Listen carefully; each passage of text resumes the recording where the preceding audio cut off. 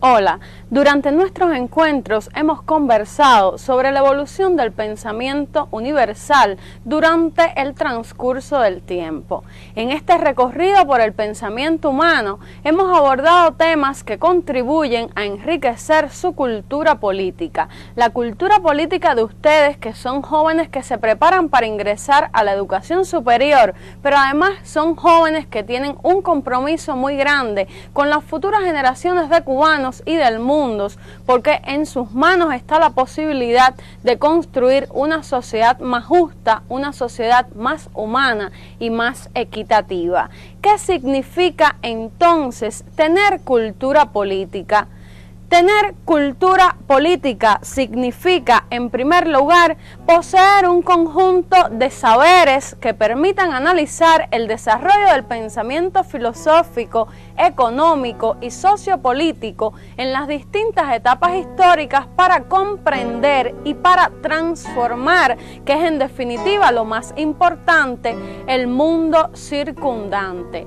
Por supuesto, sabemos que desde una sola asignatura no es posible alcanzar este conjunto de saberes, porque la cultura política se enriquece en la medida en que el hombre se inserta en la sociedad, en la medida en que el hombre estudia, se preocupa por conocer y por tanto es más útil. La cultura política se enriquece a lo largo de toda la vida de las personas. Como hemos terminado la unidad número 1, en la cual estudiamos la evolución del pensamiento universal hasta el surgimiento del marxismo, yo le propongo que en este espacio dediquemos nuestro tiempo a realizar un breve recorrido por los contenidos más importantes estudiados en esta unidad.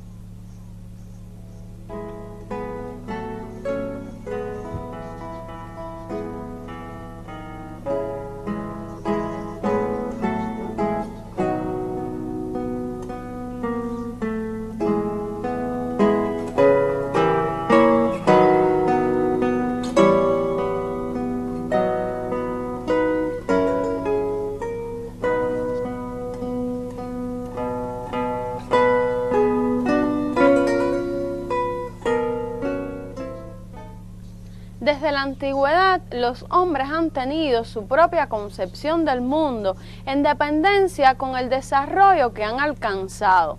En la comunidad primitiva, por ejemplo, los hombres cazaban, pescaban, recolectaban y de esta forma aprovechaban lo que la naturaleza les brindaba para la vida. Con el paso del tiempo aprendieron a confeccionar instrumentos de trabajo cada vez más elaborados y también llegaron a practicar la agricultura y la ganadería, lo cual fue muy importante porque les permitió asentarse en un territorio determinado. Estos hombres temían a los fenómenos de la naturaleza, a las enfermedades y la muerte. Por eso adoraban las fuerzas naturales como dioses y para mantenerlos contentos realizaban ritos o pintaban en las paredes de las cuevas animales y escenas de la vida cotidiana. Esta fue una etapa muy importante en la que el hombre, gracias a la observación de la naturaleza, fue acumulando grandes conocimientos. Uno de los inventos más importantes en el desarrollo de la humanidad al transcurrir el tiempo fue la escritura. Gracias a la escritura hemos conocido cómo pensaban los hombres que ya vivían en un territorio determinado, que ya eran sedentarios. Me refiero a las primeras grandes civilizaciones que conoció la humanidad y que se desarrollaron en el Oriente Antiguo. En las civilizaciones del Oriente Antiguo apreciamos cómo a través de mitos el hombre intenta explicar el mundo de forma imaginativa. El mito contiene elementos fantásticos y elementos racionales que permiten al hombre explicar el mundo en que vive. La experiencia cotidiana también contribuyó al desarrollo de la concepción del mundo de estas civilizaciones. A través de la experiencia cotidiana, el hombre se plantea un conjunto de interrogantes sobre el origen del mundo, sobre el origen de la vida y sobre el origen del propio hombre y sobre todo del lugar que ocupa el hombre en el mundo.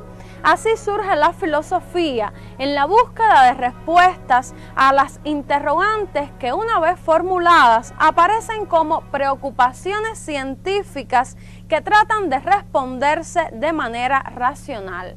Como dijera el apóstol, la filosofía es el conocimiento de las causas y si no es esto, esto debe ser. Es indudable que existe en el hombre una tendencia natural a explicarse las causas de todo. El ejercicio de esta tendencia produce el conjunto de observaciones que forman la filosofía. De forma general, podemos resumir entonces las condiciones que hacen posible el surgimiento de la filosofía. En primer lugar, cuando se produce el desarrollo de las fuerzas productivas por la utilización de los metales en la construcción de instrumentos de trabajo más eficientes, aparece el excedente, lo cual determina que los jefes que se habían diferenciado dentro de la comunidad, ya fuera por su experiencia, por su inteligencia o por sus habilidades, se fueron apropiando del excedente y fue la apropiación privada del excedente un elemento determinante en el surgimiento de la propiedad privada y el surgimiento de la sociedad dividida en clases sociales. Esto determina un tránsito hacia las sociedades estamentales, hacia las sociedades divididas en clases sociales. Y es aquí donde surge precisamente esta concepción del mundo que trata de explicar el carácter de la realidad existente. Pero el término filosofía apareció por primera vez en la antigua Grecia. Para los griegos, filosofía significaba amor a la sabiduría. Por eso, durante los primeros tiempos, no podemos separar filosofía y ciencia. Los griegos trataron de explicar el carácter de la realidad existente. Unos pensaban que era material independientemente de la conciencia, y dentro de este grupo podemos mencionar, por ejemplo, a Tales, Anaximandro, Anaxímenes, Heráclito, Demócrito y muchos más. Estos son los materialistas. Otros pensaban que el carácter de la realidad existente era ideal, dependiente de una conciencia universal o de la conciencia del propio hombre. Estos son los idealistas y por solo citar dos ejemplos mencionaremos a Platón y Aristóteles. Se revela de esta forma en el pensamiento antiguo griego el problema fundamental de la filosofía, que consiste en la relación entre el ser y el pensar. Asumiendo una u otra posición, los filósofos y los sistemas filosóficos o concepciones filosóficas, como quiera que se les llamen, se pueden clasificar en materialistas o idealistas. En Grecia, la filosofía alcanzó un gran desarrollo. Desde los primeros filósofos hasta la elaboración de grandes sistemas filosóficos, la concepción del mundo fue evolucionando y legó importantes aportes a la humanidad. Pero ello fue posible porque existía allí una sociedad esclavista en la que unos eran explotados cruelmente y con su trabajo mantenían ese ocio creador que hizo posible el surgimiento de todas estas concepciones. De forma general, podemos resumir entonces que en Grecia hubo un gran desarrollo de la filosofía, donde se elaboraron grandes sistemas filosóficos en los cuales se aprecia la contraposición entre el materialismo y el idealismo.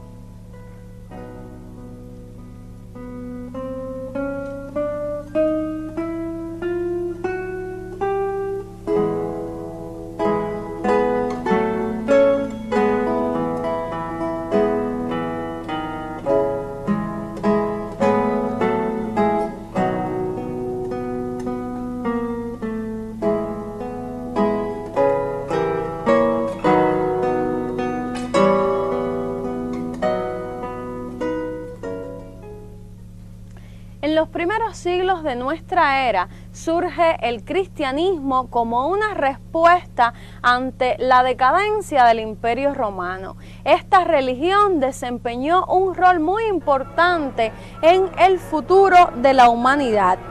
Tuvo gran influencia en la evolución posterior de la historia y también de la filosofía.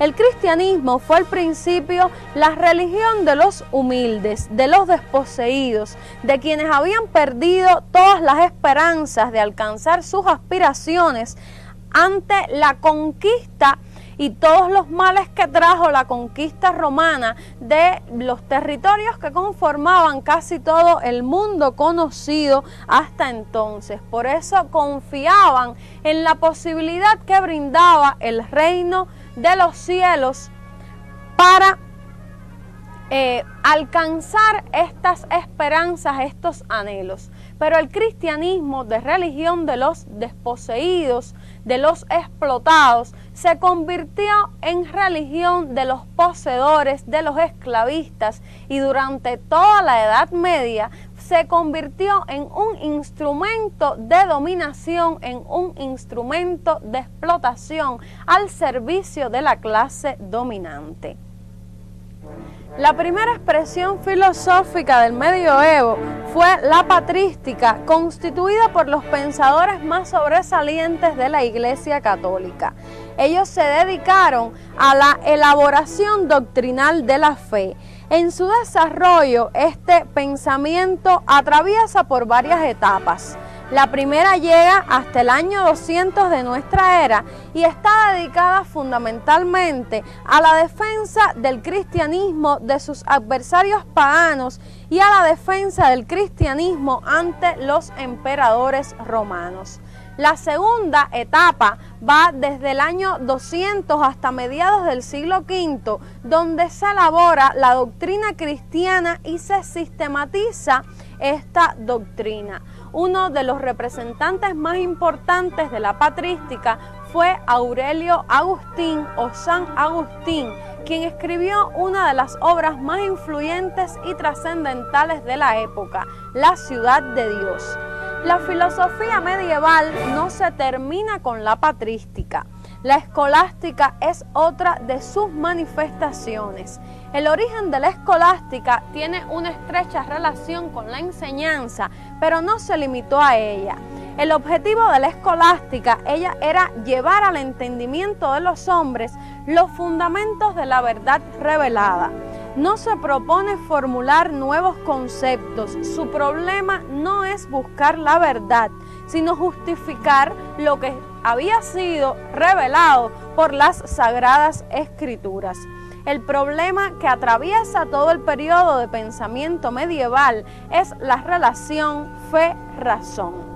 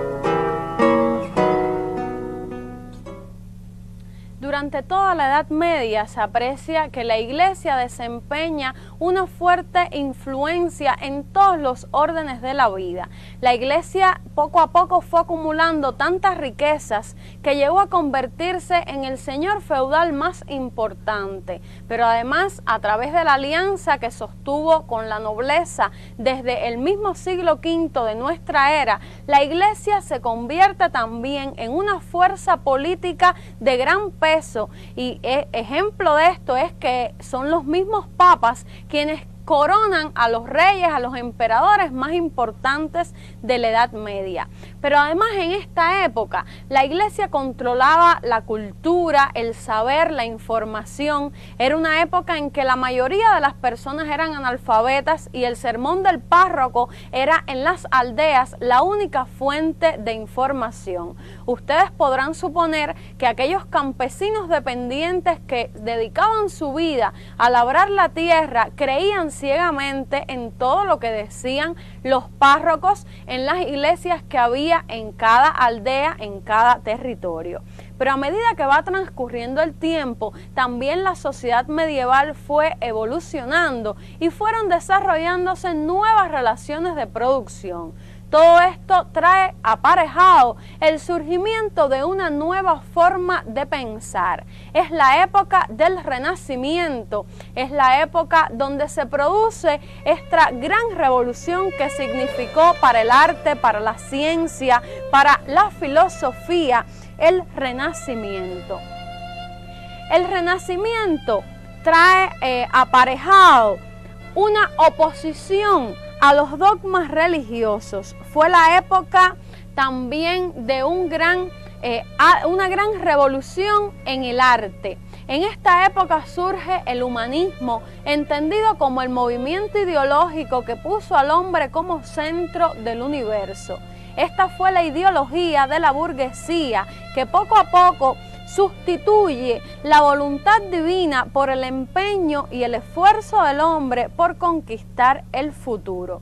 En este periodo, la burguesía desempeña un rol revolucionario dentro de la sociedad, un rol transformador. Los burgueses también se convirtieron en mecenas, promovieron el desarrollo de las artes y de la filosofía, que se encaminó hacia diferentes direcciones: la naturalista, la humanista, la científico-natural y la político-social. En este periodo de tránsito surgen las primeras utopías sociales y la filosofía se separa definitivamente de las ciencias particulares. El Renacimiento constituyó una verdadera revolución en su época.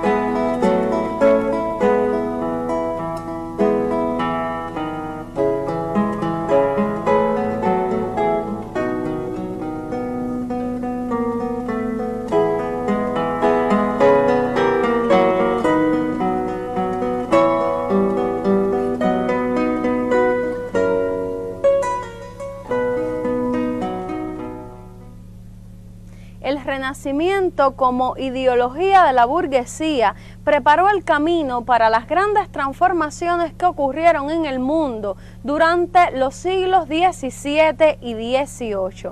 En el siglo XVII se produce la primera revolución burguesa, la revolución burguesa inglesa. Digo la primera porque fue la primera de gran trascendencia, porque ya se había producido una revolución burguesa anteriormente en Holanda. Esta revolución da al traste definitivo con el feudalismo en Inglaterra y permite un desarrollo más libre del capitalismo. Todo esto hace que se desarrollen considerablemente las fuerzas productivas, que se desarrolle la ciencia y que se desarrolle la tecnología. Y esto es muy importante porque se refleja en la filosofía con un pensamiento comprometido con el fundamento del conocimiento. Este es el problema fundamental de todo el siglo XVII, un siglo de grandes genios. En este sentido, se desarrollan dos corrientes filosóficas importantes, el empirismo y el racionalismo. En este caso, el empirismo coloca en la experiencia sensorial la fuente única del conocimiento. En cambio, el racionalismo plantea que la razón es la única fuente del conocimiento auténtico. Si tuviéramos que asumir una posición, diríamos que tanto la experiencia como la razón desempeñan un rol importante en el fundamento del conocimiento. También el siglo XVIII fue un siglo de importantes transformaciones. La revolución burguesa inglesa tuvo una gran repercusión en otros países y en el siglo XVIII se produce en Francia también una revolución burguesa muy radical. Al calor de esta revolución se va desarrollando en el plano intelectual, en el plano del pensamiento, un movimiento que tuvo una influencia considerable en todo el mundo. Me refiero al movimiento de la Ilustración francesa, que ha llevado a muchos autores a calificar el siglo XVIII como un siglo lleno de luz. El movimiento de la Ilustración francesa desempeñó gran influencia, por ejemplo, en América, porque influyó en las revoluciones que se desarrollaron en el continente americano. La Ilustración francesa proclamó las banderas de libertad, igualdad y fraternidad, que ya sabemos que no fueron obtenidas con el triunfo de la revolución, pero que sin duda esto no le quita ningún mérito a los ilustrados, porque por primera vez en el mundo se habló de la igualdad del ser humano, de la igualdad del hombre, y se realizó una proclamación de derechos del hombre y del ciudadano. Además, por primera vez en el mundo, las mujeres también se lanzaron a la lucha para pedir la reivindicación de sus derechos. Por eso hablamos del movimiento de la Ilustración francesa como un movimiento de avanzada dentro del siglo XVIII y un movimiento que se fundamenta también en el racionalismo crítico como corriente filosófica.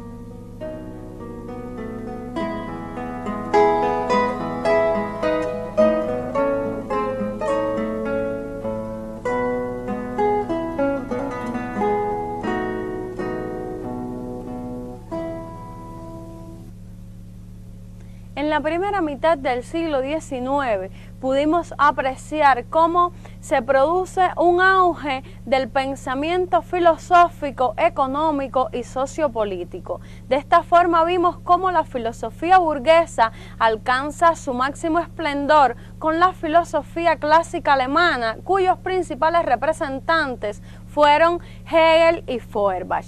En este sentido, también debemos decir que uno de los mayores aportes a la humanidad realizado por la filosofía clásica alemana fue el desarrollo de la dialéctica en el pensamiento de Hegel.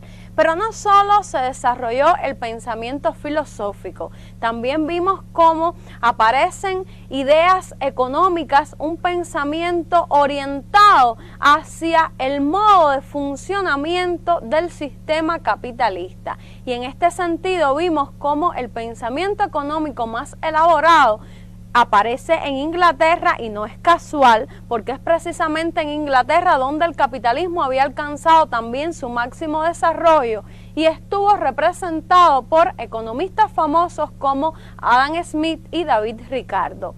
Pero unido a este desarrollo del capitalismo, también se van manifestando las contradicciones que son inherentes a este sistema, y también se va desarrollando a la par que se acumulan las riquezas, la pobreza de las capas trabajadoras de la inmensa mayoría de la población, y esto hace que surja un pensamiento comprometido con la transformación de la realidad existente, un pensamiento que retoma las ideas utópicas y que se nombra el pensamiento socialista utópico. Este pensamiento floreció sobre todo en Francia.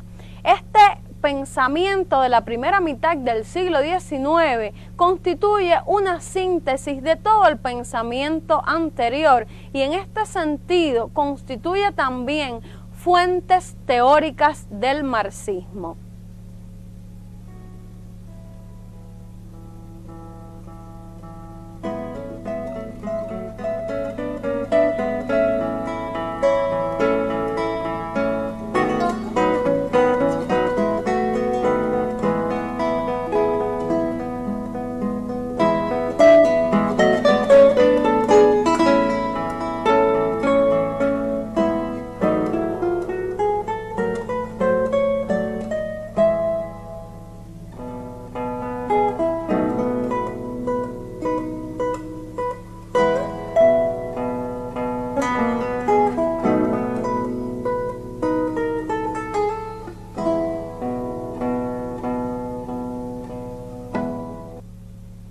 mediados del siglo XIX surge entonces la filosofía marxista, filosofía que realizó importantes aportes al pensamiento de la humanidad y por supuesto que tuvo limitaciones condicionadas por el propio desarrollo histórico de la época en que vivieron sus creadores. Yo les propongo que ustedes realicen en sus aulas con sus maestros la siguiente actividad independiente. La filosofía es autoconciencia de su época. Escoge uno de los periodos del desarrollo de la filosofía estudiados y demuestra el planteamiento anterior. Ustedes deben demostrar que la filosofía constituye un reflejo de la época en la cual surge, en la cual se crea esa filosofía, y para ello tienen que tener en cuenta las condiciones epocales del momento en que surge la filosofía a partir del periodo que ustedes seleccionaron.